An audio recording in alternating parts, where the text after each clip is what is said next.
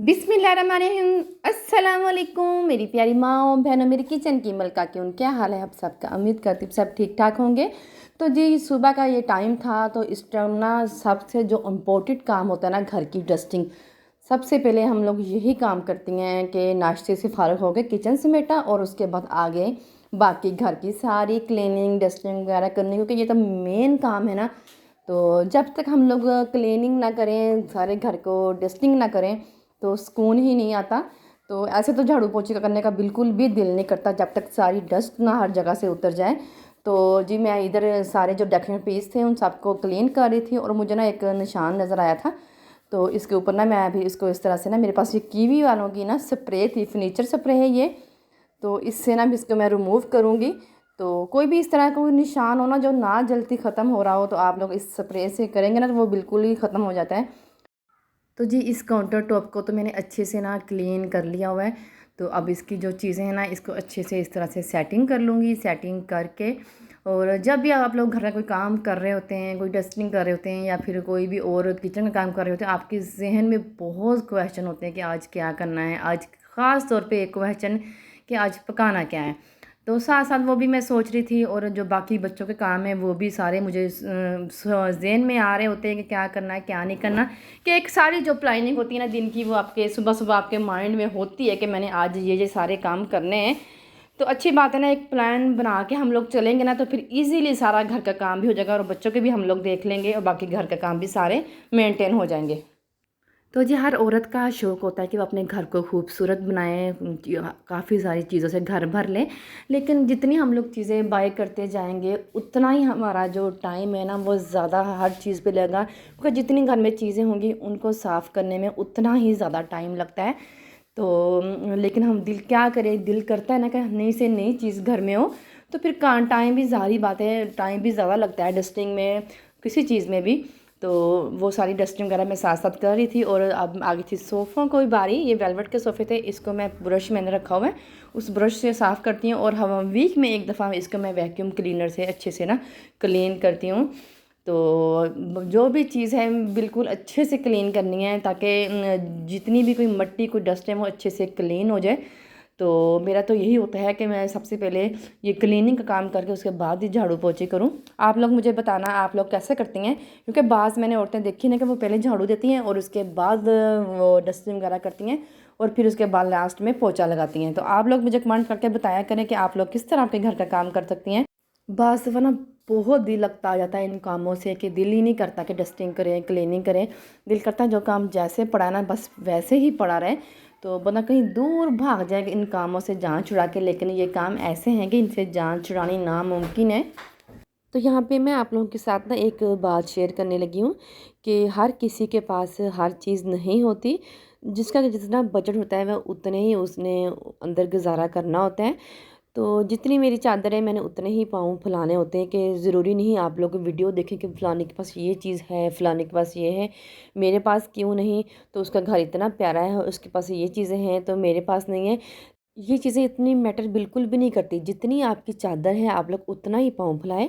जितनी आपके घर में कुछ चीज़ें हैं, जितने कमरे हैं, जितनी जो भी आपके पास है, आप उन्हीं चीज़ों पे खुश रहना सीखें, उन्हीं को साफ़ सुथरा रखें। आपका घर देखें बहुत अच्छा लगेगा। ये नहीं कि आप लोग मेरी वीडियो देख रहे हैं कि इसके पास ये चीज़ें हैं मेरे पास है नहीं, तो मैंने अपना घर साफ़ सुथरा नहीं रखना, मैंने डस्टिंग नहीं करनी, मेरे पास तो कुछ है ही नहीं डस्टिंग के लिए। ये बिल्कुल भी ऐसे नहीं होना चाहिए। जितना भी लिमिट इंसान की होती है तो उतने में ही हमें चलना चाहिए, और मेरे पास भी जितनी लिमिट है मैं उसी को देख के चलती हूँ। जितने मेरे पास बजट होता है उसी में मैं अपना गुजारा करती हूँ, कुछ उसमें बचत करती हूँ ताकि मैं आप घर की चीज़ें ले सकूँ। ये नहीं कि मैं एवं फ़िजूल खर्च करी जा रही हूँ, तो फ़िजूल चीज़ें लेके आई जा रही हूँ। लेकिन नहीं, ये नहीं है कि जहाँ पे मुझे होता है कि जहाँ पे सेल लगी है, यहाँ से कोई सस्ती अच्छी चीज़ मिल रही है, मैं वहाँ से ज़रूर चीज़ बाय करती हूँ।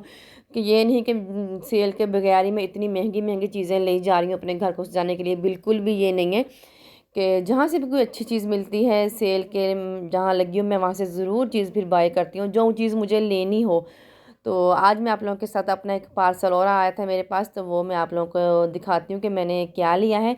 तो जी जल्दी से इसकी पैकेजिंग को ओपन कर लेते हैं। तो इनकी पैकेजिंग बहुत अच्छी थी। तो इनका जो लिंक है ना वो मैं डिस्क्रिप्शन बॉक्स में डाल दूँगी। ये फेसबुक्स में है इनका पेज। तो ये लाइव करती हैं सेशन रोज़, तो जब भी इन पे सेल लगती है या डिस्काउंट कम करते हैं वो लोग, तो फिर मैं फट से ऑर्डर कर देती हूँ। तो छोटी छोटी सी चीज़ें थी इसमें। तो पहले देखते हैं कि बहुत ही खूबसूरत सा ये पॉट था, 2 पॉट मैंने मंगवाए थे। तो इसके अंदर ना एक पॉट है, एक और पॉट है। तो बहुत ही प्यारा ये क्यूट सा पॉट था। तो इसकी प्राइस भी बहुत रिजनेबल थी। तो ये 250 का ये वाला मुझे पड़ा था। ये वाला बहुत ये हैवी सा था, ये नीचे से ना इसका ये जो पॉट था बहुत हैवी ये वाला था। तो बहुत प्यारा ये लगा था। इसकी प्राइस बहुत रिजनेबल थी। और इसके अलावा ये भी बहुत प्यारा पॉट था। इसका मैंने ना पहले भी एक लिया था, मैंने आप लोगों के साथ शेयर किया था। ये दूसरा पॉट उसी तरह का मैंने मंगवाया था। 1100 इसकी प्राइस थी इस पॉट की। और इसकी इन सब की पैकेजिंग बहुत अच्छी थी। और सबसे जो मज़े की बात है ना कि आप लोग जैसे भी ऑर्डर करवाते हैं तो इनका जो सारा सामान है ना ये डेवो पे भेजते हैं। तो डिलीवरी चार्जेस इनकी ज़रा ज़्यादा होती है, लेकिन आपकी जो चीज़ है ना बिल्कुल सेफ़ आपके पास पहुंचती है, जो मर्ज़ी आप लोग चीज़ मंगवाएं।